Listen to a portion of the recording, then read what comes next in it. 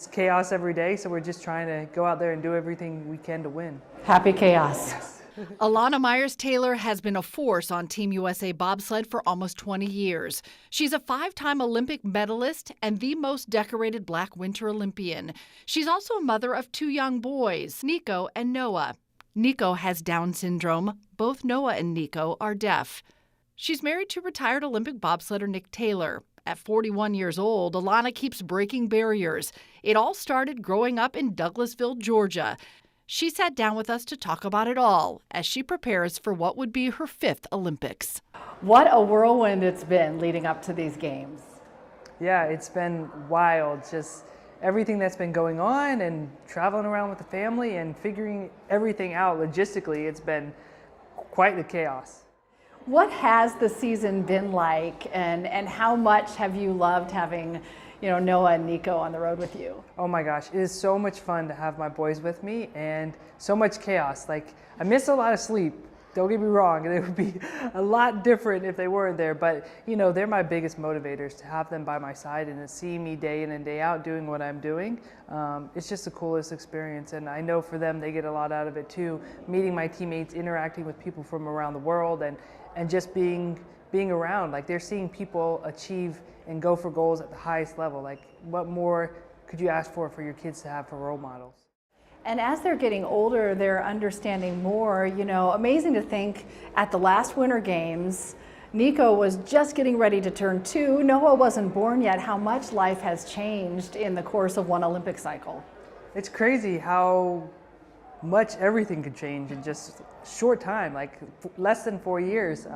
And so now we've got the 2 of them, and it's just been so much fun. And now they're able to watch races and understand and see what's going on. I remember when we first had Noah on tour, like, he would watch the race and see mommy on TV and not understand that mommy's coming back, that mommy's just down the road, and mommy's just doing her race for a little bit of time, and she'll be back in the room pretty soon. So he had a hard time with it at the beginning, but now he really understands that, and every time he sees a bobsled, he signs mama. So it's been cool to see. And then Niko's always been cool as a cucumber. He likes going to races, but he only wants to tolerate the cold for so long. So he's like, yeah, this is cool, I like being out, but I'm done. And when he's done, he's absolutely done. But it's just a joy to have them with me. Niko's a Georgia kid. Yes. He's an Atlanta kid. Niko is straight up Georgia, and that's the coolest thing, is both of them Atlanta in their blood, born in Atlanta hospitals, and this will always be home regardless of where they are in the world. So much has happened in one Olympic cycle, but to think about 5 Olympic cycles, is it just even something that you soak in at any point and really think back at the massive time of your life that has now been directly connected to Olympics? It's funny, the reason this soaks in so much that I have been to 5 Olympics and that this is my 5th Olympic cycle is because now there's people on the team that will tell me they watched me in the 2010 games when they were in elementary school or something like this, and I was like, holy smokes, that was that long ago. Like, it really was 15 years ago, 16 years ago. So to have been in the sport for that long and to have this incredible journey, like, I can't put into words what my entire career has looked like. Like, I haven't been that reflective.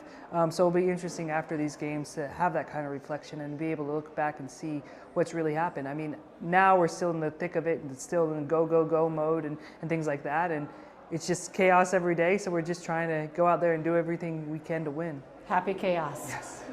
We were just looking at a picture of you and I in Lake Placid in 2017. When you think about competing now in a 5th Olympics, how much does that cumulative experience make a difference? Fortunately for me, the experience is paramount. Each Olympics is different, and now I know that going in, is that you have to be prepared at every single Olympics for the craziest thing to happen. I mean, in 2010, my driver pulled their hamstring. In 2014, my sled broke. In 2018, I tore my Achilles. In 2022, had COVID. Every Olympics, there's some kind of challenge that you're unforeseen challenge. I mean, as an athlete, we do everything we can to prepare for unseen events, and we prepare as much as we can, but the Olympics is a whole new animal. So to have that experience going in, it gives me a lot more confidence. And also, going into the Milan Cortina games, this is a new bobsled track, and we're only going to get so many runs on it. So having the seat time as a pilot and having the experience of going to a brand new track and being successful on it, like I think it gives me a lot of confidence going into these games in particular. I'll never forget seeing you at the finish line in 2018 in Pyeongchang with your foot off, and you weren't saying it just yet, but you're like, my foot's killing me, and then to find out later it was a torn Achilles. Yeah, that was one of the most painful experiences of my life, is recovering from that Achilles and tearing in and everything like that. The good news is adrenaline got me through the races. We had to do a lot of really creative things to make sure I could compete, but the fact that I was able to compete and then come away with a medal, like, it was super exciting. And yeah, it was pretty painful though, so I was happy to get off of it and be done with those races. There's toughness as an Olympian, and then there's toughness as a working mom. Yeah, being a mom is way harder than being an Olympian. Like, I can't even put into words the comparison. And it's funny, like, the day-to-day, like, it's kind of similar in that, like, you have goals for your kids every day, you have things you want to accomplish, but you have to constantly adjust those goals. In sport, it's based off of how you feel, based off of how you're doing mentally and things like that. In life, it's just based off of the chaos that goes on every day. Like, even getting kids out of the house ready to go to school is like an Olympic event in and of itself. Like, grabbing shoes, grabbing different things, coats, whatever, trying to plead with them to put their shoes on, to get in the car, all this kind of stuff. So, you know, I feel like I get a workout in every single day, regardless if I'm training or not. But the reward? The reward is so much greater, like having those kids with me by my side and having them experience everything. And you know, they get to be a part of a world that very few people do. This Olympic sport world it's incredible, and I've built a family out of it, and literally and figuratively, so it's been incredible for them to be a part of it. And you know, they've traveled more countries than most adults will in their life, so for them to be able to have that experience and to see the world, but not only the world, to see them as well. So with Niko, a lot of times the people we meet, he's the first person with Down syndrome they've ever met. Or my kids are the first deaf people have ever met, my competitors have ever met. So to see them and for them to have normal interactions with everybody, like, it kind of normalizes disability in a sense. So I feel like their purpose in being on tour is actually serving a greater purpose than just what I hope they're getting of seeing high performers. That's been part of your purpose too, about being an advocate and educating people about all kinds of abilities. Yeah, it's crazy. I think 90% of deaf children are born to hearing parents.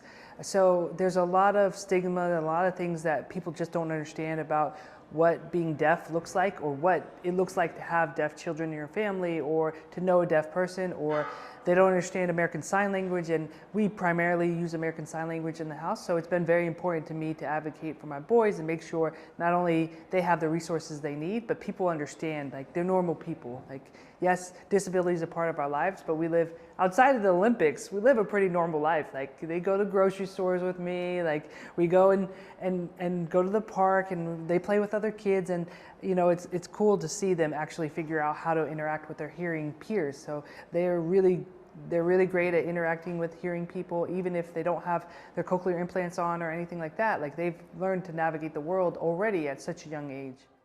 And you said that now that Niko's walking, you said he's got the Taylor itch. Yeah, the Taylor itch, between me and my husband, we're constantly moving. We're constantly going places. Like, every couple weeks we're on a flight. And my youngest, actually, now he signs flight. Like, go to the airport, get on a flight every couple weeks to me, because that's the expectation. He's going somewhere. So my oldest now, Niko, he's walking and he's doing so well. It took us a while to get him to walking, but he's doing so great. But now he'll go and walk and sit by the front door expecting to leave. He expects to go. So he's definitely got the Taylor itch there. What's the sign for flight? Okay. Yep. And so what's really cool in ASL, because it's a very visual language, is like an airplane. That's the sign for an airplane. And if you were taking off, you literally do like a takeoff, or you literally do a landing. Okay. So it's literally like that, which is really cool. So then you can show the plane in motion and things like that. And it's also really cool, like, I've partnered with Delta, and they're one of my biggest sponsors now. And so to have my kids on Delta flights and have them, you know, showing the flight attendants the different signs for flights, and Noah going up and down with the flights, like, it's been a really cool experience. And part of the reason that I've partnered with Delta is they've really been an airline for families. It's amazing the lengths the flight attendants will even go to make sure that my kids are communicated with. Like, one time, Noah was just as toddlers do, just completely freaking out on a flight. Like, I think it was an early morning flight or something like that. And the flight attendant said, hey, do you want me to go take him to get some cookies? And she could tell, like, I was losing my mind at the time. And so she took him to get cookies, and she took him to the back, and he showed her the sign for cookie. And, you know, she didn't know much sign language, but it didn't matter. They were able to communicate, and she gave me a respite for just a second so I could deal with Niko, and move on and have a pleasant flight. I was going to say, it just makes sense that you're a Delta athlete, and then all roads kind of lead back to Atlanta, where your heart really will always be. Yeah, my heart will always be in Atlanta. I'm a Douglasville girl, and that's why it's so cool to partner with a hometown airline. Let's fast forward a little bit for when February comes and your home state is watching you, as everyone will. What will your message be to everyone at home? My biggest message is just thank you for all the support. Like, Atlanta will always be home. This will always be my community, and I could not do what I do without the support of my community and without the support of Atlanta and the entire state of Georgia. Like, you've literally raised me and gotten me to this point. So I'm excited to go out there and represent Georgia, hopefully one more time, and we'll see where it lands. You know, when we sat down before the last Olympics, you were talking about potentially retiring. What made you say, I'm going to give it another go? You know, it's funny because apparently at those games I told several athletes that I was retiring. I told them that I was done. I don't remember that. But after 2022 and how hard it was, and having COVID and overcoming that and walking away with 2 medals, I was, you know, it felt like a really good cap on my career. Like, I had the 2 medals and I was opening ceremony flag bearer. Didn't get to walk, but then I got named closing ceremony, and it felt like a good final chapter. However, then I had Noah, and it turns out he's deaf as well, and I felt even more this calling to go out there and do this with him as well. And if I could, give him the opportunity to see his mom at her finest and going out there and pursuing your goals. And to be honest, I was going to take it one step at a time, and I was going to take it 1 year at a time, because traveling the world with 2 kids is a whole nother ball game. And so I told myself, it's like, okay, we'll go 1 more year, we'll see if we're competitive, and if we're not, we'll just shut it down. And that first year, you know, there was plenty of ups and downs. I came out hot, and then we hit a dip, and I just wasn't winning anymore. And so I was really questioning whether or not we were going to continue, and then lo and behold, World Championships hits, and I win a medal. So then I was like, guess we're going, guess we're doing this. So it really has been one of those kind of things. It's been really cool to do this with my kids, but also to prove to myself that being a mom hasn't stopped me from pursuing my dreams. And all the stuff we encounter as parents, like, there's still a way. I'm not gonna lie, it's hard, it's not easy, but there's still a way to go after our goals and also be an example to our kids. After that World Championships, I was like, Mom still got it. She still got it.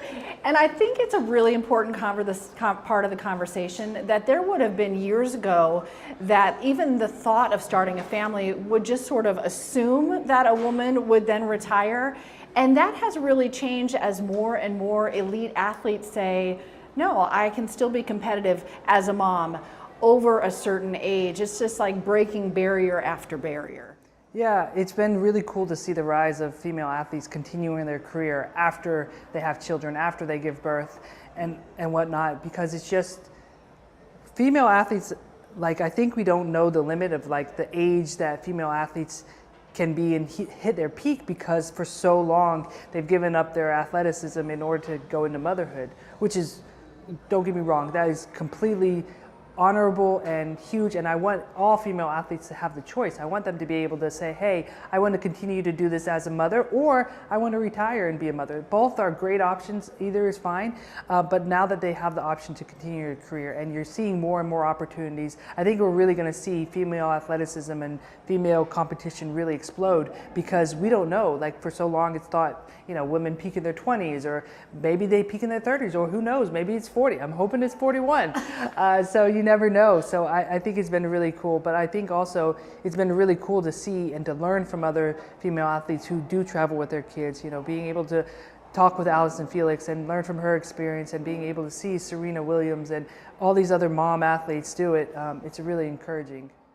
So bobsled's always at the very end of the Olympics, so you'll come in a little later. Do you watch some of the other athletes? Have you gotten to know some of the other Winter Olympians over the year? What will you be watching before bobsled hits the track? Fortunately for Winter Olympics, it's a small family, so you know most of the other athletes, whether it's encountering them at Olympic and Paralympic Training Center or doing events or even the Delta team, being together with the Delta team. Like, you come across a lot of the athletes. So some of my favorite events are snowboarding, of course. It's always fun to see that in the air and things like that, but I'm gonna watch everything I can. I'm really looking forward to seeing Jessie Diggins. Me and Jessie, we won our medals in 2018 on the same day, so we've had a bond ever since then. And it's been really cool to see her career and how much she's been able to even go higher and take cross-country skiing even higher in the U.S. So I'm really excited to see her. And they've added new events for women, which is just crazy. So she's one I'm really looking forward to watching. That's cool. Do you set a specific goal for the 2026 Winter Games? I think the only goal you could set is 2 gold medals. Like, have opportunity to win 2 gold medals, that's obviously the goal. Now, knowing that, I know how difficult it is, and I know sometimes all those factors aren't inside your control. But if I set my goal to win those 2 gold medals and I do everything within my control, then I put myself in the best position to try and do that. If it doesn't happen, that's okay too, but I'm going to do everything I can to make it possible. Yeah. I was thinking about at the 2022 games, you said the best moment was putting your medal around Niko's neck. So the ultimate goal would be 2 gold medals and really one for each of your sons. It would be an absolute dream to be able to give my sons 2 gold medals. I feel like Noah will probably take both of them. Probably wouldn't let Niko have one, but you know, they're the reason I'm out here doing this. So if I could bring a medal home to them, it would be an amazing dream. And Nick is still such a big support. Nick does everything he can to try and make this dream work and try to do everything he can to make it possible, whether it's taking care of the kids and doing everything them, or making my bobsled spikes. He's still making my spikes, still writing my program, strength and conditioning program, still doing everything he can to try and make this work. So it's been really cool to see the evolution, especially since he's retired as a bobsledder. You know, it used to be him day in and day out training with me, but now he's got a different role, and using all the experience he has now as a chiropractor and as a strength coach and working with elite athletes, like having that kind of experience now, it's really elevated my performance and my programming. So it's been really cool to see this different dynamic between us. You know, the world is a complicated place, so the Olympics is always a chance to come together and focus on what is the best in all of us. How much does that message resonate right now in particular to you? The message of the Olympics is huge, especially, you know, it feels so divided in this country sometimes, but the Olympics is that place that it doesn't matter what your political stance is, it doesn't matter your background. It's that one moment where we can all sit together and cheer on Team USA. And that's the coolest thing about Team USA is we are all from diverse backgrounds as well, like race, ethnicity, religion, politically, we're all from different backgrounds. So even if you align with something particular, there's always someone to cheer for within Team USA. And cheer for the entire team. Like, you're really going out there and doing it for your country. And that's why I've always been so passionate about representing this country. Like, we're a great nation. And yes, we have our ups and downs, just like any other country, but I get to wear USA on my back. It's the coolest feeling I could ever imagine. The power is in the unity, no doubt. Because it could be your final Olympics, how do you soak it all in differently, knowing that's a possibility? I guess we learned this in 22. You never know until you know. Yes. But because you know it could be your final Olympics, how do you soak it in a little differently? So it's funny, we've taken a different approach this year, and me and my husband, Nick, have really talked about if we're going to do this and we're going to go after it, it really has to be worth it. Like, the boys are missing their therapies, they're missing school time, they're away from other children, they're missing their family. We're going to be over in Europe for 6 months now, so the boys are sacrificing a lot for us. So in order to make this worth it, we've got to make it worth it. And every time I'm out there, it's got to be fun. I've got to be enjoying it. I've got to be having the best time of my life. And so we've taken a completely different approach. So you'll see different things, like whether I've got merchandise, or whether I'm decking out the sled, or whether I'm dressing differently, or all this kind of stuff. Like, we're really just trying to have fun and bring a lighter environment to like what can be a very stressful, tense environment. So just enjoying every moment of it. And I know it sounds cliche, but I'm really ramping it up and taking it to a different level this year. And that'll be true in Cortina, just being around the track and the people and the country and closing ceremony and all of those things too. Cortina is really special because my family's Italian, so my family will have the opportunity to go over there, see me compete, and maybe it'll be my last time, but it'll be a sort of family reunion as well as a competition. So I'm really looking forward to it, and I can't think of a better way to culminate my career than with my family at the land of our heritage and just enjoying the entire experience. I just can't imagine you ever being not part of the Olympic movement in some way. When you think about a possible what's next, does it include something with, you know, the governing body or perhaps some part of the Olympic movement? I'll always be involved in the Olympic or Paralympic movement. What that looks like moving forward, I'm not sure. Like, I've got this really strong passion for disability, and I served on the Georgia Council of Developmental Disabilities for a while, and just being able to represent Georgia and developmental disabilities, like, that's really sparked a different passion in me too. So if I can combine my love of the Olympics and Paralympics with advocating for people with disabilities too, then that would be the dream. That would be incredible. That would really, I just remember our time at Niko's school.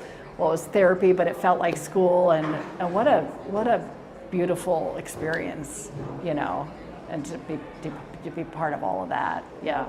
Being part of the disability community has changed my entire outlook on life. Like, it's opening me up to this whole different style of life that is absolutely beautiful. I mean, the deaf community itself has been so welcoming to my family.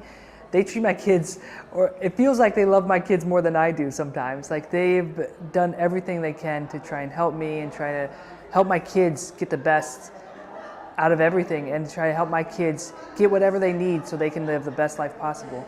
And your team is still such a big part of their lives. It really is. Niko and Noah have an extended team as you know, USA bobsled, right?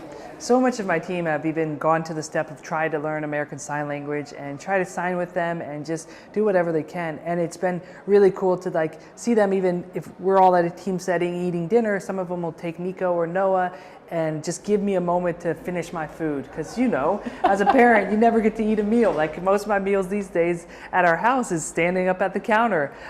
So just to see them interact with them in those little moments, it's just been really cool for all of us. I was going to ask you your pre-race meal. Maybe it's a PB&J. I don't know. My pre-race meal used to be a PB&J, but now it varies basically whatever I can get at the time. Like, it's always a struggle, and trying to manage both of them and things like that, and trying to make sure I'm not having toddler meals to try and do athletic performance, like chicken nuggets and things like that. Like, I don't even do chicken nuggets, but now as a toddler mom, that's what you find yourself grabbing from time to time. It's like whatever you got. So because you are juggling so many things as an Olympian, as you're training with the boys, as a mom, what do you do right before that race to just focus on that one task and leave all of your other responsibilities in that moment to the sideline?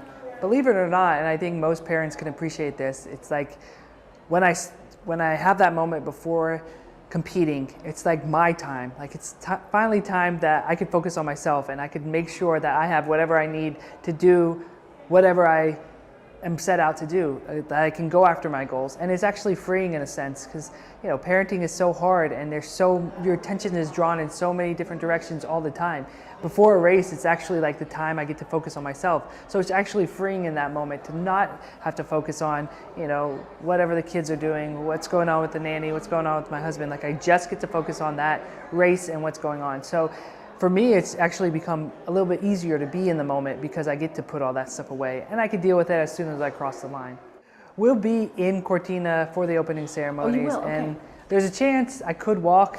It's just now a logistic matter of figuring out what happens with the kids and how that's going to look and everything like that. So we'll be there for the entire length of the games. We actually have training runs on the track prior to the opening ceremony. So we'll get on the track, get settled, all that kind of stuff. But how that looks for the opening ceremony, closing ceremony, I don't even know. We're going to take it step by step, and first step is qualifying and then go from there. You've done thousands of interviews in your Olympic career. Is there one question that you always wish somebody had asked you? Oh, that's a really good question. I can't think of one. Like, I think the good news about having been in this movement for so long is I've been able to share my story with so many different people. And there's a lot about me out there, a lot that I've been able to tell my story about, which has been huge, which has been amazing to be able to share my story and share my story now with my kids and my husband and all of that, because it's really been like Olympic sport has changed my life, and it's changed my life for the better, and it's given me a life and sport in general. So I always want to encourage people to take up sport. Like obviously it's not going to be at the Olympic level for everybody, but it's done so much for my life and improved it so much that I just encourage people to go out there and try. And at the last Olympics, you became the most decorated Black Winter Olympian. What does that mean to you?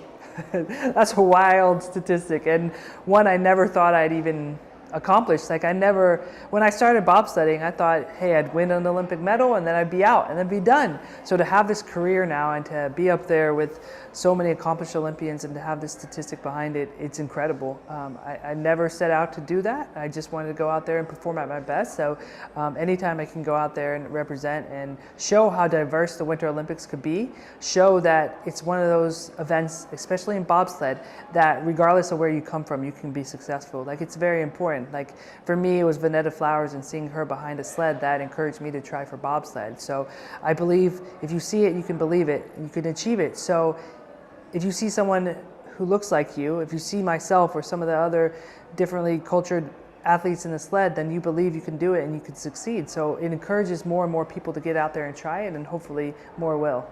Well, thank you for sharing your story all these years. It's just been a joy to get to know you and your family, and thanks for the way you represent Georgia and Atlanta and Team USA, and for all you've done. It's been an honor to be out here and compete for so long, and it's just a joy to do what I love and get the world to see it. Like I'm a performer. I love being on the stage. I love being out there, and I love people seeing everything I'm able to do. And also I just love being from Atlanta, like being here at the hometown, and any opportunity I have to come back. And fortunately, Delta will always bring me back. They'll always bring me home, and it's just been great. It's been a great career so far. Hopefully, fingers crossed. Do you still get nervous before you jump in? Absolutely. You do? There's never a time where I will not get nervous. You know, in bobsled, something dangerous can happen every single run. There's no run where you can just take off and take it easy. Like that's not the sport I'm in. But also, like that nervousness, that excitement, those butterflies are what keep me going in the sport. That's what keeps me pushing forward and things like that. Like it's just that feeling, I chase it. And it's going to be hard to find once I'm done with sport. I don't know what it'll look like, but I don't have to worry about that for now because I'm still competing. We see you in a race car, you know, skydiving or something. Atlanta Motor Speedway. Yeah, there you go. I still trying to get them to, after the last games, they wanted me to drive the pacer car. I was like, yes, let's do it, let's do it. But there's a lot of training that goes into driving those pace cars. So maybe one day they'll bring me back here and let me drive a pace car. Could be your retirement gift whenever that day comes. I like that. I like the sound. Before I let you go, for people who don't understand bobsled as well, talk about your two different races. So in the Olympics now, we have two different races. We have the monobob, which is just one person jumping in a sled. You push, you drive, and hop in, and it's just you. It's all on you. And then two-person, where I have a brakeman behind me. So I'm a pilot, the brakeman will be behind me, and they push, jump in, and then when they jump in, they just have their head in between their knees and ride in a low aerodynamic position. Versus I'm actually piloting these sleds down the track. Not leaning or doing anything like that, but actually driving the sleds down the track. Do you have a favorite? My favorite track in the world is hopefully Cortina, but right now it's St. Moritz, Switzerland. And do you have a favorite race? Ooh. Do I have a favorite race? I think my favorite race would actually be the monobob race in the 2022 Olympics, just because of how hard that was. And in that monobob race, my first run was just terrible. I had a really bad first run, and just coming off of everything, I was not in a good place mentally. So that first run was just really, really bad. But I fought the entire way through that race and fought myself all the way back up to a silver medal in that race. So I was really proud of that performance. It's one of the ones that goes down in my head as like one of my greatest performances because of how far I had come. Like to make up that kind of time and to put myself in a medal position was just really cool. That's a perfect example of why there is such a big mental piece of sport, not just the physical training, because you don't have much time to change your mindset to get back in, and you cannot be thinking of the first race when you're doing your second race, right? No, you've got to take every race as it comes and just go for it. And I really credit my team to that as well, and my coaches and Nick as well, is just telling me to keep pushing, keep going, keep going. And even we had an equipment change in between days, an equipment change that was risky because I wasn't sure if I had the control I needed, but I knew it would give me a little bit more speed if I could control it. But they believed in me, said, let's make the equipment change, let's go after this medal and let's see what can happen. And then going into the second day in 4th place and just fighting every single run to move myself in the medal position, it was really a special race. Did you watch Ted Lasso? Yes. I'm like, be a goldfish, be a goldfish. Yes. Short-term memory. You have to have a short-term memory, especially in bobsled. Because in bobsled, we like to say it's not the person with the best plan A that wins. It's the person with the best plan B, C, D, E, and F that win. Even within an individual curve, like you're not always going to get in on the perfect line. And so you have to be able to adjust mid-curve. You have to be able to adjust in between curves. And the whole way down the track, you're adjusting to try to get back on that perfect line. Now, if you had to pick between monobob and the double, what would you do? I'm a natural team sport athlete. Like I grew up playing softball. For so long, we only had 2 women, so I would say 2 women, but I've actually got a pretty good knack for monobob. It surprises me every time I get in. I'm like, I'm actually pretty good at this. It's probably my stronger event, but 2-man will always be my favorite. But 4-man will actually always be my favorite, but 4-man is not an Olympic option for women, so 2-man it is. It's always so much fun to talk to you. Likewise. Thanks so much. Thank you so much, Elana. Appreciate it.